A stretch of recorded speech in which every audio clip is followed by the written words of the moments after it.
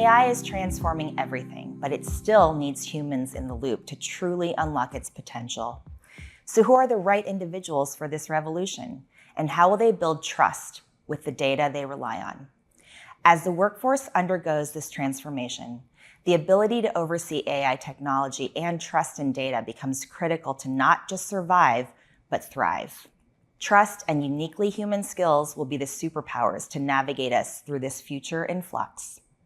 Welcome to The Human Touch, how trust and human skills will drive success in the AI future. Join us in this Ipsos Your Next Big Thing series webinar as we explore how leaders can build successful teams in the AI era. I'm Lori Bay, Senior Client Officer for the tech sector at Ipsos, here to dig into how we can equip the future workforce with essential skills and data confidence. Joining me is a fantastic panel for today. First, we have Kristen Vines, Chief People Officer of mobile vision platform Hayden AI, who has experience building teams for several tech companies. Next, we have Josh Payne, founder of website optimization platform CoFrame and guest lecturer at Stanford University. We also have Charlotte Jedstead, Dean of Technology at Lick-Wilmerding High School, a top high school located right here in San Francisco. Also joining us is our Anna McAvoy from Ipsos's corporate reputation team. Each of these experts has valuable insights into the skills shaping tomorrow's workforce in an AI-augmented world. First, let's talk about the environment that we're seeing today. Ipsos's Reputation Council report reveals that nearly 9 in 10 chief communications officers believe that AI will fundamentally transform businesses. However, only 11% feel that existing ethical policies are adequate for widespread AI adoption. Despite this, companies continue embracing AI, often citing AI adoption as a cause for staffing and organizational changes, which sparks a whole range of questions about the future workforce. Whether you're an executive building out a team, just graduating and entering the workforce, or even if you're a parent navigating your child's education, we are all deeply invested in understanding this emerging workforce. But there are gaps between what companies want and what people think they want. Hiring managers prize soft skills like critical thinking and problem solving above experience or AI training. This is according to Ipsos research with the College Board and the U.S. Chamber of Commerce. Conversely, a global survey by Ipsos for Banco Santander shows that people actually think AI is the most desired training area, with 61% believing it will be in demand soon. This gap demonstrates the challenge people have in preparing to work with AI. With AI technology evolving rapidly, adjusting team building strategies becomes imperative. Let's dive into our panel. Kristen, I'd love to start with you. You've been building teams for companies over lots of different tech phases. The most recent advancement, of course, the integration of AI. I'd love to know if you've seen a change in either the type of talent you're getting, the type of skills you're seeing, or even what you're looking for. Yeah, I really think I would say we see the change over the last couple of years, if anything. If you look back over the last decade, early on, AI was present, but it wasn't showing up in our day-to-day work. We were working with big data sets. We were having to do a lot of manual training of the modules. But now we're seeing it adopted really, really fast within the workforce. And so it comes down to what type of talent we're looking for, which is it doesn't change that the work has to be done. It changes the work that humans are doing. And so we really are looking for a different level of leadership and a different level of skill set to be able to come in and do those roles. I tend to see more of an up level, if you want to say. You have to see more strategic skill sets. And especially if you're looking at folks that can do cross-functional work, because the work is still there. And the human piece is so, so important because AI is not going to always be accurate. We need to have the human oversight, but we are able to be much more efficient, deliver products much more faster if we're all aligned on the outcome and we hire in the right talent to look at that, be strategic, work cross-functionally. We can actually deliver faster and really advance in technology a lot faster. So. Yeah, thank you. Josh, specifically in founding and building AI companies, are you looking for the same types of things or is it a little bit different? There are a lot of similarities. the one thing that I'll key in on is a sense of agency and a sense of taste. So there was an era which didn't end too long ago where people focused a lot more on the nitty-gritty, low-level stuff. You know, bringing it engineering, for example, right? People were writing low-level code by hand. Some people still do this today. It feels crazy to say that, but it is true that AI is absolutely transforming many functions. I think software engineering is the most profoundly transformed at this point in time, but it's coming for everything else. And so our job as operators is to try to figure out where's the puck headed. And the people I like to work with and the people I like to look for are those that can themselves figure out where the puck is headed. And from a day-to-day function on the job, what that really means is being able to traverse the levels of abstraction, the levels of strategic versus tactical. And the people that I really like working with are those that have that sense of taste, that ability to kind of be strategic and have a high sense of agency. Do you think that's changed at all since either you've been in school or when you go back to guest lecture? Are you seeing that evolution also in the students? Oh, tremendously. People are focusing on very different things now. And it's one of those areas where you must think about these different things. When I was in school, AI was starting to emerge, I would say. There was a lot of excitement in the field, but it was still very low level. And I don't think any of us really truly predicted where it would be now. Now, what I see, at least in folks that I interact with who are in school or just out of school, people are starting to think a little bit more about the things I was saying earlier, like the levels of agency and abstraction. People realize that being super deep into a certain area that is low level, importantly, isn't going to have a very long shelf life. Now, you can go very deep into an area in terms of expertise and true understanding. That's actually one of those areas where I think people have a lot better outcomes than AI and are going to continue to have because of the context that they have. But when it comes to, I use the term, low level for this, things that are more tactical, sort of execution oriented. That's where AI is really accelerating us and automating a lot of this stuff. And so it's less, it's a lower leverage thing to focus on. Yeah, thank you. And Charlotte, I know the students you're guiding have a few years until they enter the workforce, but hearing what Kristen and Josh are saying about what they're looking for, is that in alignment with how your school thinks about their relationship with technology or AI specifically? Yeah, I would say so. I think, speaking to the human first, right? Understanding how and when to critically engage with a tool in general, whether it's AI or the internet or a hammer, right? At a technical arts school, I do think that there is absolutely that same level of diving in. I think the distinction, though, is that in K-12, right, you have to build the fundamental skills, those low-level skills, so that you have the capacity and understanding to innovate and iterate and get to the higher level. But yeah, I do see that. And what I see at Wilmerding is a lot of students who are excited to innovate and play, and also desperately want support in figuring out how to use the tool to its fullest capacity. And we have our tech arts program, and most of our STEM courses have really gone all in with AI because the learning is more rote or procedural. Same with world languages, right? Where it's kind of about memorization to some element, whereas our humanities courses tend to shy away from AI because they want to preserve creative thought and analytical voice. So I am seeing growth. I'm curious about how you see the future of the workforce in general, because I do think that there are skills that transcend technology that rely on human connection, empathy, curiosity, excitement to learn, humility. All of those things I think are important and come before even being able to learn something at a base level. Yeah, I think we're hearing that consistently, Kristen. Yeah, number one, the job is still there. Yeah. It's just how we do the job really drastically changes. Yeah. I think it's important to point out when you talk about the low level work, at the end of the day, a software engineer still needs to know how to code. Yeah. They have to.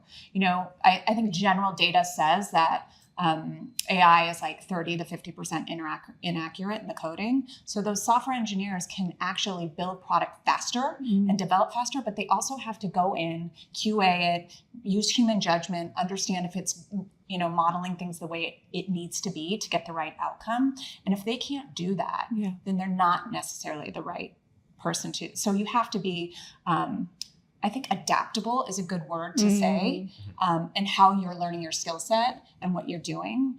And especially for the new college grads that you were talking about, look, there are still jobs for new college grads. I think that's important to recognize. It's just, how do we elevate our skill set to match what we're doing in the world today? And they have to be up for change. So many things, I think in history, we sit down and people go really deep, Josh was talking about, in their expertise. That just won't cut it, I think, as we move forward. So really displaying that adaptability, and really coming in and delivering results. People want to see how you can use this technology to deliver great results and great outcomes. And that will be the skill set that we're looking for. And that's what we're looking for today. Yes, I think we tend to look at a little bit of a higher level skill set, especially for a company like mine, an AI company that's really trying to get ahead in the market and make sure that our technology is up to speed. But we also want people that can deliver in a very efficient and strategic way, if you want to say. I do think there is an inherent tension between that goal and the goal of like an education institution, right? Like learning shouldn't be efficient, right? When you're in K-12, the learning happens in the struggle and in the journey. And I think the tension that I see with our students and our faculty revolves around when students are trying to use AI to circumvent that journey. And I think that is where most of the conversations about AI in education kind of stall out, because the most energy is put towards protecting the learning journey and academic integrity.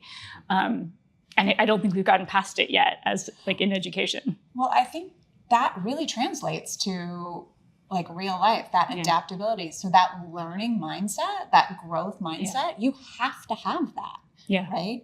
And, at the end of the day, if we're just using AI or being very technical and not thinking about new ways to do that, being innovative, look, the best innovation happens in the workplace when people are collaborating and using their minds and talking about how we can do things differently. And then maybe you use AI to actually deliver on that in some aspect or another.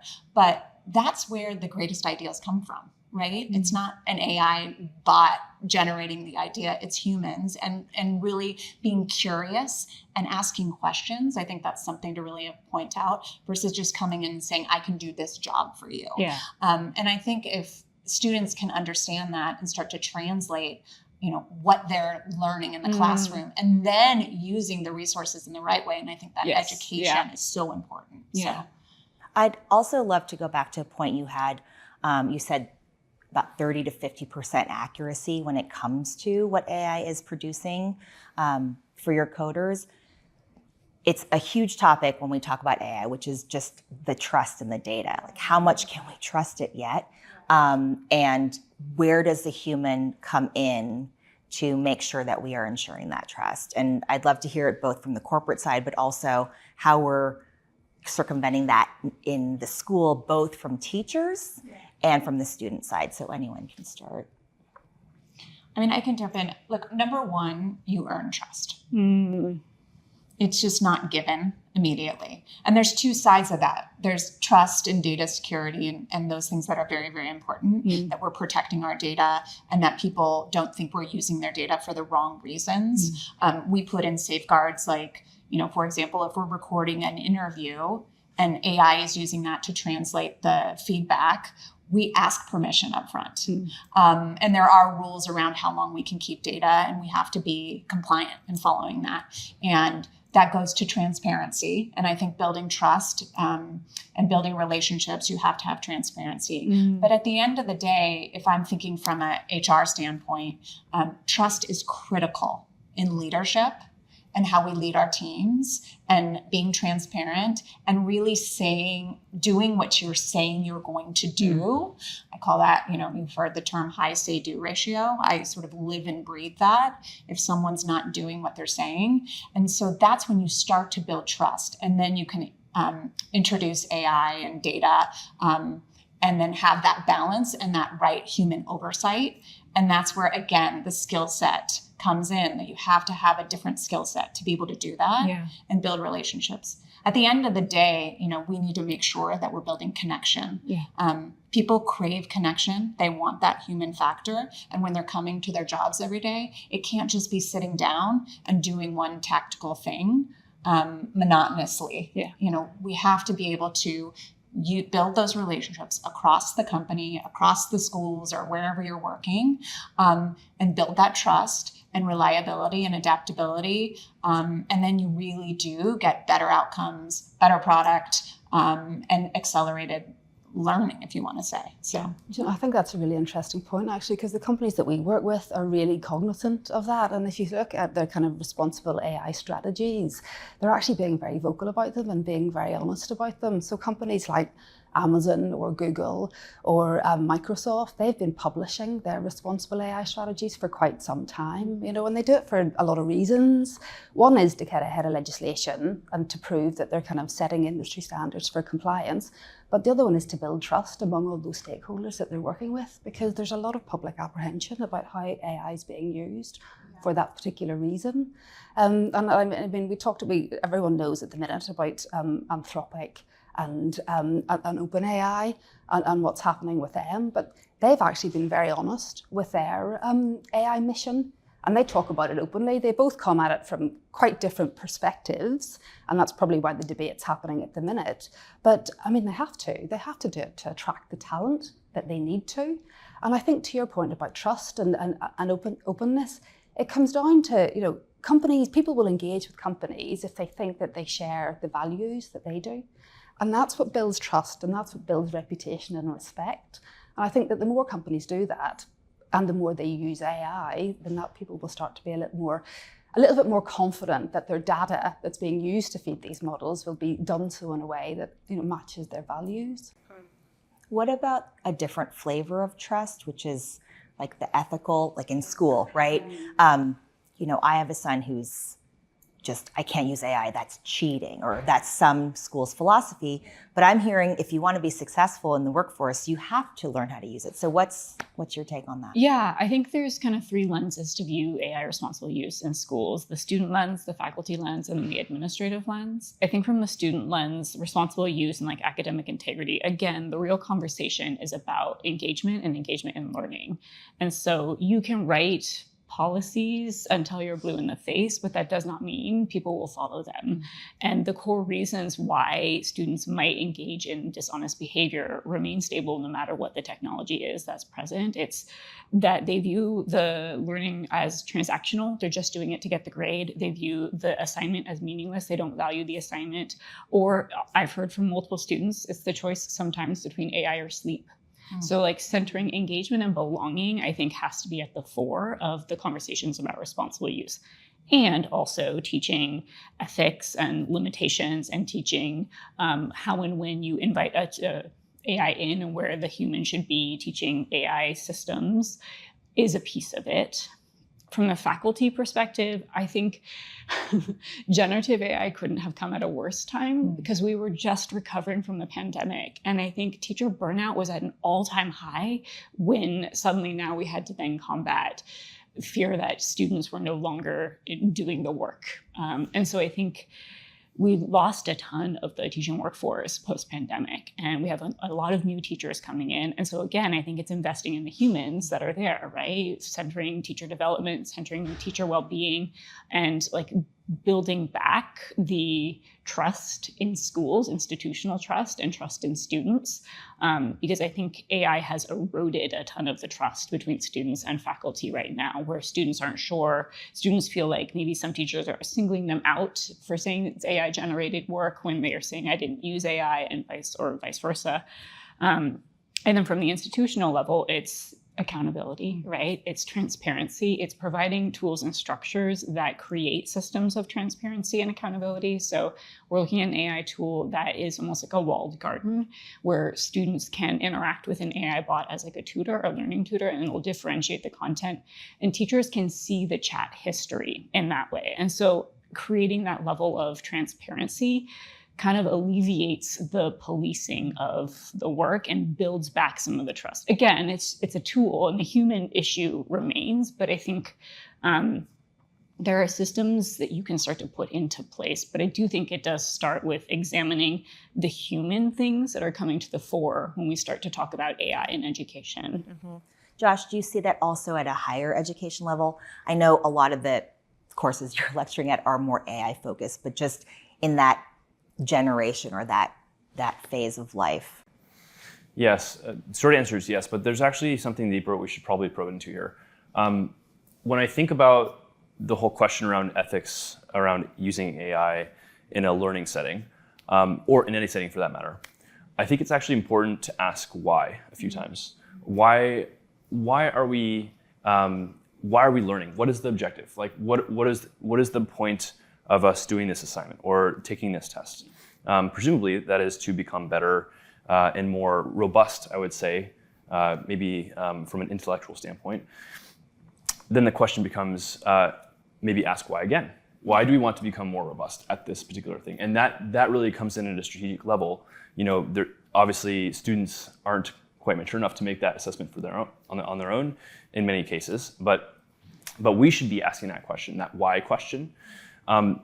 What's interesting is that at a higher level, people have a bit more maturity and agency to be able to answer that question for themselves in a really solid way. Especially people at in places like Stanford, where I see a lot of really great connecting of the dots between themselves and their goals to real world outcomes that they want to drive and missions that they have in life. And so, to use a simple example here, let's say that someone's been assigned an assignment in a class on, let's say someone is a computer scientist, but they have to take an accounting class, for their prerequisites, because these systems, let's admit, they're rigid, right, and they're not adaptive to what is actually important. Certain students might identify that and say, I don't actually need to know how to do this specific accounting thing. AI can take care of it for me, and it's going to take care of it for me for the rest of my life. So I don't need to learn it. I have maybe what might be potentially a controversial take here, and I think that's okay for them to then go and use AI to get assistance on this. Obviously, disclosing it and having a dialogue about it with their instructors, it makes sense. But they're paying for their education. They should be able to sort of guide their time in a way that makes sense. It becomes a complex issue when you talk about ways in which credentials can be used, and you don't want to game the system, obviously. But when it comes to making decisions about longer horizon things in life, high agency people will be able to make that assessment.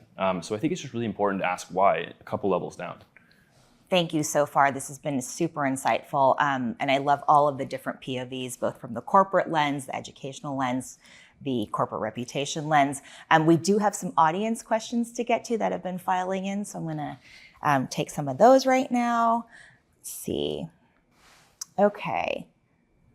The first one is for Kristen, and it's back in the day. Oh, this is familiar to me. Back in the day when you wanted a job, you printed out a resume, you sent it in to a hiring manager via mail or in person even. Today with automated tracking systems that are using AI to evaluate and reject candidates before humans even take a look, how do companies preach that the increased use of AI is important, but it's still important to hire a human with skills that are very human? Great question. It's sort of related to some of the things I've already said, but yes, things have changed quite a bit. And how we do our job as a recruiter has drastically changed. But there are things that they're still doing that are very core to what it means to hire and recruit people into a company. Number one, for me, it's so important to stress the experience. And I was talking about that human connection. And I often state to candidates, and I also state to all of the employees at Hayden, which is really creating that end-to-end experience. And it's that life cycle of the employee. And that is all about the experience you're having, the connections you make, the growth and development you experience as an employee, and what's most important to you as a person going to a company. I think Josh talked about values, or one of you talked about values, and aligning those values with your hiring, the company that you're going to. But we do use AI, and we don't review every resume because we can't. And we're trying to hire faster sometimes and find the right skill set. So maybe an AI tool might screen through the resumes to take 600 resumes to 10 resumes.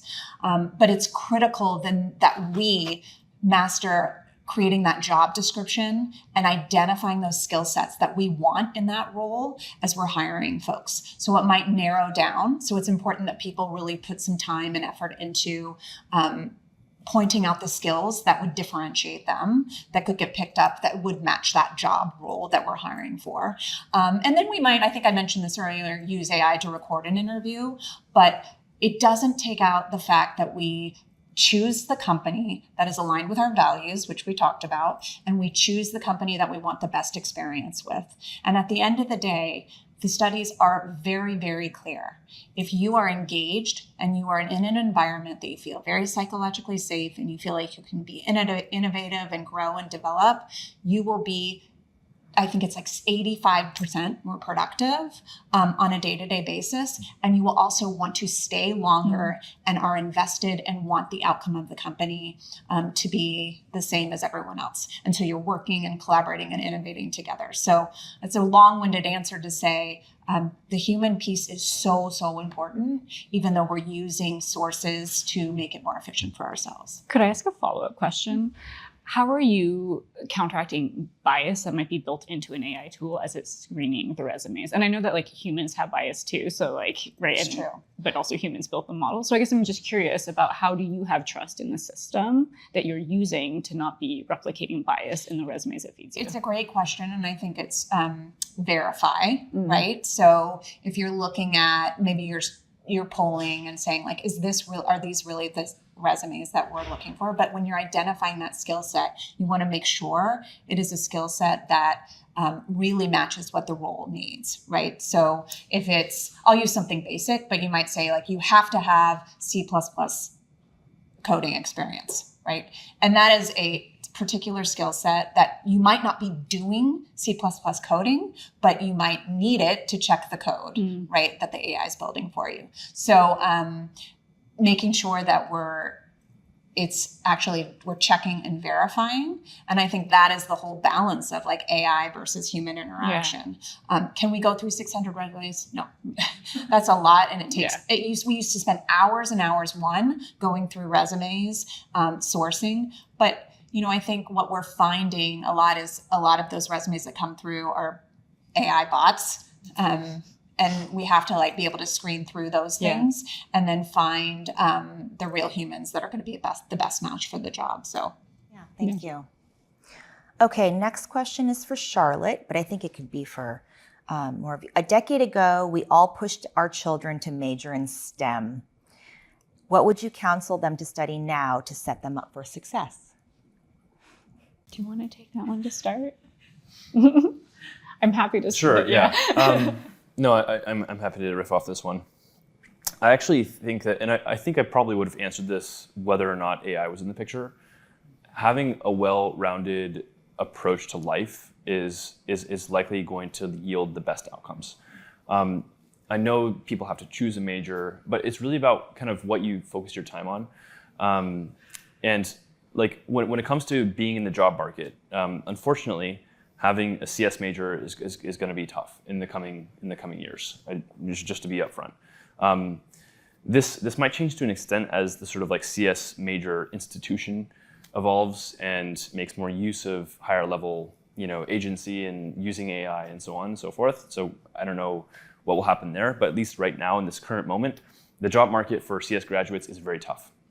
However, something that just looking, at CoFrame and how we're doing hiring and sourcing for people and what we're looking for, and what I hear from other operators and founders is this sense of taste that is basically two-part STEM and call it maybe the right brain, I suppose, or maybe it's left. I don't know which one is which, and the creative side or the fine artistry, right? I obviously have to hire a lot of very technical people, but something that I often ask for in interviews is like, do you play music, or like, do you do anything artsy on the side, or what have you created recently, right?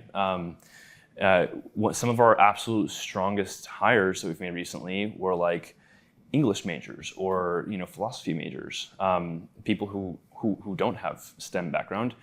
And what's really interesting is that AI can help fill in some of the gaps that are left in the expertise, especially at the lower level. And it's also an amplifier for whatever ideas that you have, and that's always going to be the case going forward. I can guarantee whatever you focus on, just basically plan for AI being an amplifier of that. So I think having a well-rounded approach is best. And Charlotte's nodding a lot. Sorry, Yeah. Because you can speak a little. I think again, like I think thinking about like the outcome makes it more transactional. And if we go back and think about I would counsel students to think about what excites you, like what sparks joy, like what makes you want to learn more and stick with it. Because, and maybe this is too idealistic, but I feel like paths will unfold in front of you if you are persistent and resilient and you identify the thing that brings joy. When I was in high school, I took an AP Psych course, and that set off my path down. I got my BA in psychology, I got my MA in curriculum instruction, and I got my doctorate in educational psychology. And the transferability of systems thinking into technology is really where that helped me understand, and also the excitement around learning, like the skills around learning. And so I think subject agnostic, like STEM, English, whatever, find the thing that makes you feel more human and excited and engage in that, which maybe is idealistic, but it's what I would hope my daughter would do. Yeah. Yeah. I think these conversations are really interesting, but I think it's easy for us to forget, having done degrees a long, long time ago, that as an employer, when we see somebody with an arts degree, we actually forget that that person's actually probably more technologically literate than we are. They've grown up with this technology all around them, and they have an inherent sense of what we would call STEM capabilities. So they have, on the one hand, this ability to be a critical thinker, which is what AI can't do and is what we need. But also they've grown up with technology all their lives, so they have that as well. And I think it's getting that balance. And sometimes, as someone who's slightly older, it's easier, we can't overlook that. Yeah, absolutely. This question, I think, could be for everyone, but what should or should we not be relying on for AI? Well, I would say critical thinking. I would say critical thinking and looking at an idea from different perspectives. And to your point, bias. We need to look at bias as well. And I think that's absolutely. AI is great for automation and kind of churning through the sort of repetitive tasks that we all have to do in work. But it's not very good at the unpredictable. And the reality is, whose job is 100% predictable? And that's where we need critical thinkers. Yeah, atrophy is a real thing. I've noticed this even in myself. As I start to rely more and more on AI in certain areas, those areas that required me to be good at them start to atrophy. And that might be okay. We have to ask the question, why? Why does it make sense for us to be good at this thing? Now, if it doesn't make sense for us to be good at, it wouldn't have made sense for me to be good at very low level, assembly level programming. I just don't have to. I can write higher level programming, and that's what most of the industry is based on. And that's fine. There are some people who specialize in that, and it's okay for them to know how that works. But for other things, like true critical thinking, being able to actually problem solve, that's the atrophy you have to worry about. You can't let your brain atrophy away. There's this really great diagram that I like to show sometimes when I talk about this. And I usually talk about this in the context of computer science, but it's applicable broadly. If you're trying to go from point A to point B, and the road ahead of you has a couple of little, potholes in it, it's generally okay to let AI fill in over those potholes, because you would have been able to figure it out, and there's not any real reliance, and you kind of understand what would have happened. If the road is instead a massive canyon, and AI is bridging you across that canyon, and you have no idea how you got there to the end point, that is probably not okay, with the exception of if you didn't actually need to know how to do that. And you have to have that kind of judgment to be able to distinguish what I actually have to be able to do versus what I don't. But if you are letting yourself atrophy at the high level critical thinking, which is going to impact everything, that's a problem. I like that visual. It's a good visual. I think the conversations I've had with students and teachers, and maybe this won't be a popular thing to say with this crowd, but there is a inherent perception that like work that's AI generated is cheaper, right? It's less valuable. And that's true for student work, and that's true for how students feel receiving AI generated work from teachers, as they don't care enough about making this lesson, so they are going to offboard it to AI. That's the attitude right now. I don't know how it will evolve over time, but in general, it seems like there seems to be a higher currency around handmade things or human-made things. And I wouldn't be surprised if that subculture didn't continue to persist as we get deeper and deeper into the AI era. So I do think that level of like craft and like very kinesthetic, tactile craft will continue to be important. Again, I work at a technical arts school, so that's a bias there. We have wood shop, metal shop. So there's a lot of like hands-on learning there. And I agree, like that critical thinking, the metacognition to know when there is a gap and know when you are offboarding something to a tool, that in and of itself, I think it's a neutral judgment, right? The judgment of good or bad happens when you start to ask the 5 whys, why am I doing this? What am I losing? Is this okay? In the long run. So yeah, I think critical thinking, and I also think like empathy and connection and relationship building. I'm concerned when I hear people using AI as like a therapist or a companion. That makes me very sad, because I do want a future in which people can interact with each other. And I actually don't think that that's a problem that started with AI. I think that that's just a problem that, again, AI is kind of bringing to the fore. Because we see that with social media. We see how teens' self-esteem and mental health have declined with the rise of social media. So I think kind of leaning back into building human connection and building empathy and compassion is going to be critical. And I don't think AI can or should replace that. Specifically for you, Kristen, I wanted to ask, when either building a resume or, going for a job hunt or an interview, for that specific context, what advice would you have as far as what people should be and shouldn't be using AI for? Like on their resume, should they be using AI to write the entire thing, to help with the search? I think AI can help you form the format, but you have to provide the content, right? So look, at the end of the day, I just want to piggyback off of something you both were saying, but I say this often and people make fun of me because it's a little bit of a joke, but you cannot take the H out of HR. And it is so important to remember that. Every single person has a different style of learning. They have a different style of communicating. They have a different style of operating. And we have to remember that when we're hiring folks, when we're building our resume and putting skill sets or those soft skills like communication or critical thinking, and how are we able to apply those skills to the work? So if I'm in an interview and I say I am a really great communicator and I can communicate cross-functionally and align people well, then I better have an example of how I've done that in the past. And it doesn't just have to be in the workforce. It can be, I just recently were hiring interns at work. So I was interviewing a new college grad and I asked him to give me an example of a project that he worked on in school and how did he collaborate across different types of personalities and different types of work styles to accomplish that end result, because they all had different skill sets that they brought to the table. And I think that's what people forget. It's that human interaction. It goes back to what I was saying before, connection, the end-to-end experience, and how people thrive in that that story is different for each person. Everybody has different values. And so remembering that and really taking that and using that to your advantage for whatever field you choose to go in, whether it be software engineering, whether it be marketing, whether it be human resources. I went into HR because I think I have a very high EQ, and that has allowed me to be very successful in the role that I'm playing because I understand what's happening in the room. And I can read what direction people might be going. I can understand that you learn different ways than you learn, and we can apply that as we grow and develop our employees. So thank you. So I think this last question is a great way to wrap up. We could all answer this, which is, what advice would you give somebody entering the workforce in the future?